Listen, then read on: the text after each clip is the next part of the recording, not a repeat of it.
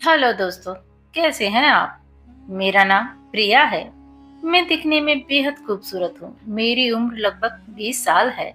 मेरी शादी वाली रात जब मैं अपने पति का इंतजार कर रही थी, मेरे दिल में अजीब अजीब सी उमंग चल रही थी। दिल जोर जोर से धड़क रहा था। तभी मेरे कमरे में किसी के आने की आहट हुई। मैंने घूंघट किया हुआ था और मैं शर्म के मारे एक कोने में सिमट गई। वह धीरे धीरे मेरे पास आया और मेरे पास आकर बैठ गया। बहुत देर तक तो वह मेरे पास बैठा रहा। मैं कुछ समझ नहीं पाई, आखिर यह क्या हुआ। पर मैंने जैसे ही अपना घूंघट उठाया तो मेरे होश उड़ गए। वह तो मेरे ससुर जी थे। और तभी उन्होंने मेरा हाथ पकड़ा और उन्होंने जो मुझसे कहा, मुझे उसे सुनकर तो मेरे होश उड़ गए। मैंने सोचा ना था कि मेरे ससुर जी मेरे साथ। दोस्तों, अगर आप भी इस कहानी को सुनेंगे तो आपके भी होश उड़ जाएंगे। क्या ऐसा भी होता है? अगर हमारे चैनल पर आप नए हैं तो हमारे चैनल को सब्सक्राइब करना ना भूलें। बढ़ते हैं आगे की कहानी की तरफ। मैं प्रिया दिखने में बेहद खूबसूरत थी। मेरा गठीला बदन और मेरा गोरा रंग देखकर हर कोई मेरा दीवाना हो जाता। मेरी उम्र हो चली थी शादी की, तो मेरे लिए मेरे माता पिता लड़का तलाश रहे थे। ऐसा नहीं था कि कोई लड़का मुझे पसंद नहीं करता था, पर मेरे माता पिता चाहते थे कि मैं कैसे घर में जाऊं जहां मुझे किसी प्रकार का कोई दुख ना हो। ऐसे ही एक दिन मेरे पिताजी माँ से कहने लगे, कल सब तैयार हो जाना, प्रिया को देखने वाले लड़के वाले आने वाले हैं। मेरा खुशी का कोई ठिकाना ना था। रात करवटें बदलते बदलते गुजरी। अब सुबह के 10 बज चुके थे और लड़के वाले घर आ चुके थे। मुझे भी मेरी माँ ने तैयार किया था। मैं चाय लेकर मेहमानों के पास गई तो मैंने देखा वहां तो एक 50 साल का बूढ़ा आदमी है। तभी मेरे पिताजी कहने लगे, यह हमारी बेटी प्रिया है, ठीक से देख लीजिए। वह मुझे देखने लगा। पहले तो मुझे कुछ समझ नहीं आया कि यह सब क्या हो रहा है, क्योंकि वह आदमी मुझे बड़ी अजीब सी नजरों से देख रहा था। मुझे बड़ा ही अजीब लग रहा था। उसने मुझे अपने पास बैठाया। उसने मेरे सिर पर हाथ फेरा और कहने लगा, बेटी, मेरे घर में किसी चीज की कोई कमी नहीं है। कमी है तो सिर्फ एक बेटी की।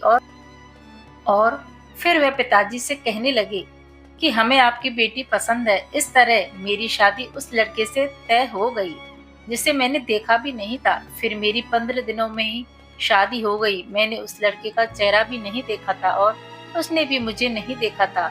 जब शादी वाले दिन उस घर में मैं पहुंची तो मैंने देखा वह घर बहुत बड़ा है, मेरे सपनों से भी ज्यादा बड़ा।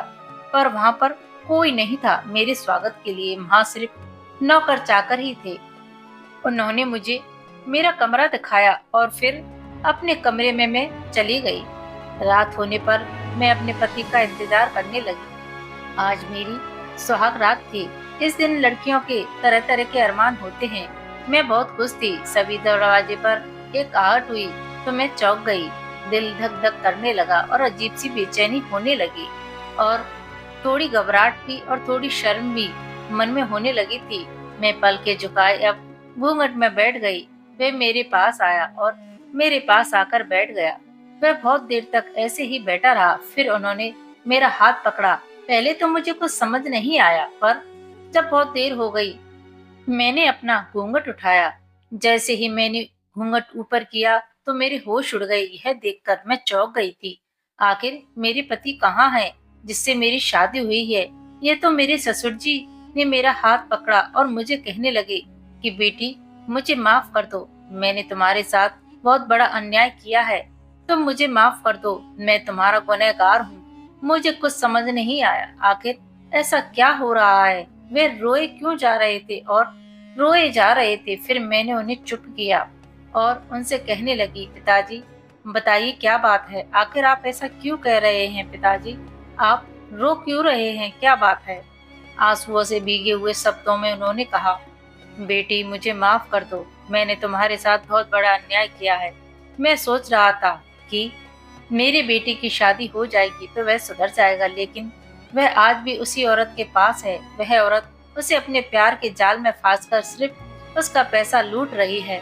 मैंने सोचा था तुम्हें इस घर में बहू बनाकर लाऊंगा तो शायद मेरा बेटा बदल जाएगा, लेकिन आज भी वह उसी औरत के चक्कर में है। बेटी, मैं गुनहगार हूँ तुम्हारा। उनकी बातें सुनकर मेरे पैरों तले जमीन खिसक गई।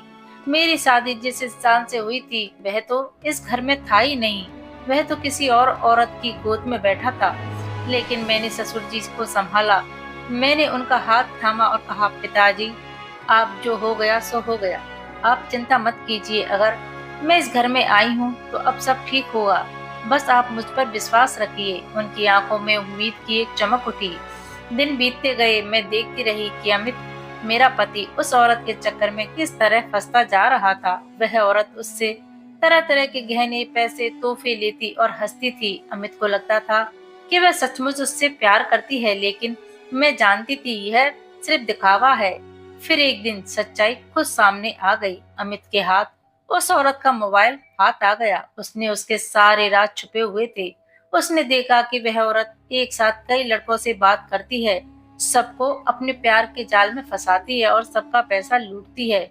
यह देखकर अमित के पैरों तले जमीन खिसक गई। उस रात वह घर लौटा। उसके चेहरे पर पछतावे की लकीरें थी। वह सीधा मेरे कमरे में आया। उसकी आंखों में आंसू बह रहे थे। प्रिया, उसने कांपती आवाज में कहा, मैं तुम्हारा बहुत बड़ा गुनहगार हूँ। मैंने तुम्हें धोखा दिया, तुम्हारे साथ अन्याय किया है, लेकिन अब मुझे समझ आ गया कि सच्चा प्यार क्या होता है। वह औरत तो सिर्फ मेरा पैसा चाहती थी, लेकिन तुम तो मुझे सच्चे दिल से चाहती हो। मैंने उसके आंसू पोंछे और कहा, अमित, अब जब तुम सच जान ही गए हो तो चलो मिलकर इस रिश्ते को संभालते हैं। मैं तुम्हें कभी टूटने नहीं दूंगी। उस रात वह पहली बार सच में मेरी सुहाग रात थी। वह रात जब अमित सचमुच मेरा हो गया। उसने मेरा हाथ पकड़ा और कहा, अब घूमट सच में उठ चुका है। मेरे चेहरे पर मुस्कान थी और आंखों में आंसू। दिल में तसल्ली थी कि मेरा विश्वास जीत गया। और दोस्तों, यही मेरी कहानी है। अगर आपको मेरी कहानी से कुछ सीख मिली हो तो चैनल को सब्सक्राइब जरूर कर लें, क्योंकि सच्चे रिश्ते की असली पहचान होती है विश्वास और प्यार से। धन्यवाद।